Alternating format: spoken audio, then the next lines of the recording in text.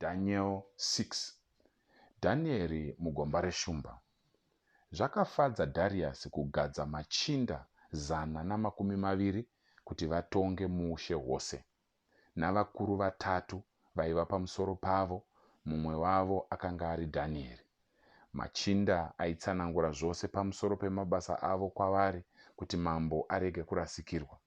Zvino Dhanieri akagona akakunda vakuru namachinda mumaitiro ake aishamisa zvokuti mambo akaronga kumugadza kuti ave pamusoro poumambo hwose. Ipapo vakuru namachinda vakaedza kutsvaga mhosva yavangapomera Dhanieri pamusoro pokufambisa kwake mabasa ehurumende, asi havana chavakagona kuwana.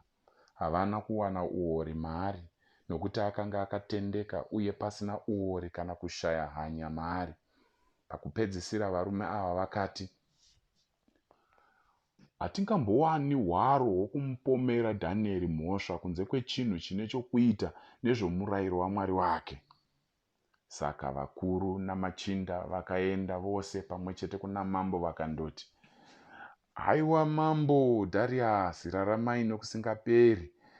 Vakuru voushe, vatariri, machinda navapangi vamazano uye vabati vakatenderana vose kuti mambo ngaateme chirevo nokusimbisa chirevo kuti ani nani anonyengetera kuna Mwari upi zvake kana munhu pakati pamazuva 30 kunze kwokwamuri imi mambo achakandwa mugomba reshumba. Zvino imi mambo isai chirevo uye muchinyore kuitira kuti chirege kushandurwa zvinoenderana nemirayiro yavaMedhia neyavaPezhia, usingagoni kushandurwa. Saka mambo Dhariasi akanyora chirevo. Zvino Dhanieri akati anzwa kuti chirevo chakanga chaziviswa, akaenda muimba yake yapamusoro yaiva namawindo akanga akatarira kuJerusarema. Akapfugama namabvi ake, akanyengetera 3 pazuva, achivonga kuna Mwari wake sezvaaisiita. Ipapo varume ava vakaenda vose pamwe chete vakawana Dhanieri achinyengetera, achikumbira kubatsirwa naMwari. Saka vakaenda kuna mambo vakataura naye pamusoro pechirevo chake choushe vachiti, ko, hamuna kuzivisa here chirevo chokuti pakati pamazuva 30 anotevera ani naani anonyengetera kuna Mwari kana munhu upi kunze kwokwamuri imi mambo achakandwa mugomba reshumba? Mambo akapindura akati, chirevo chakadaro chiripo, chinoenderana nomurayiro wavaMedhia navaPezhia usingagoni kushandurwa. Ipapo vakati kuna mambo, Dhanieri, mumwe wavakatapwa kubva kuJudha, haakuteererei imi mambo kana kuchirevo chamakatema nerunyoro rwenyu, achiri kunyengetera 3 pazuva. Mambo akati anzwa izvi akatambudzika zvikuru. Akanga achida kurwira Dhanieri uye akaedza nzira dzose dzokumuponesa kusvikira kwadoka. Ipapo varume vakaenda vose pamwe chete kuna mambo vakati kwaari, rangarirai imi mambo kuti maererano nomurayiro wavaMedhia navaPezhia hakuna chirevo kana mutemo unopiwa namambo unogona kushandurwa. Saka mambo akarayira akauyisa Dhanieri ndokumukanda mugomba reshumba. Mambo akati kuna Dhanieri, Mwari wako waunoramba uchishumira ngaakurwire. Vakauyisa ibwe vakariisa pamusoro pomuromo wegomba.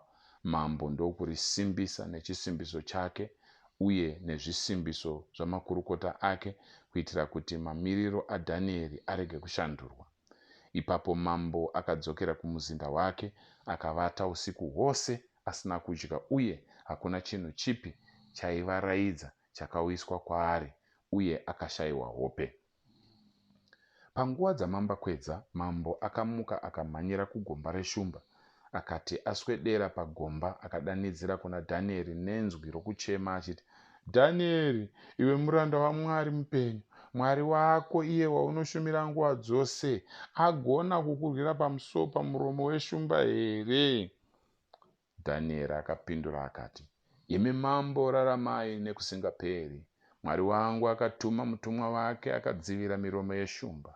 Hadzina kundikuvadza, nokuti ndakawanikwa ndisina mhosva pamberi pake, uye handina kumboita chinhu chakaipa pamberi penyu, imi mambo.